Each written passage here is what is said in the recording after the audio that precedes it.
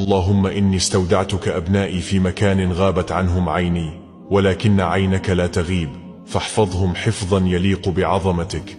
اللهم إنهم أغلى ما أملك في هذه الدنيا، فلا ترني فيهم مكروها أبدا. اللهم إنهم هبة منك، مصابيح بيتي، فلا تطفئ لهم نورا، ووفقهم لما تحب وترضى.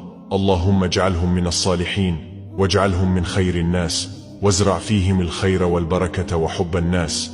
اللهم اجعلهم من الذين يستمعون القول فيتبعون أحسنه، واجعلهم من أهل الطاعة والنجاح في الدنيا والآخرة. اللهم ارزقهم التوفيق في كل خطواتهم، وارزقهم العلم النافع والعمل الصالح، ووفقهم في كل ما يرضيك.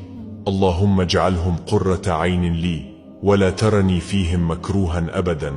اللهم آمين آمين آمين، ومن كتب آمين يا رب العالمين.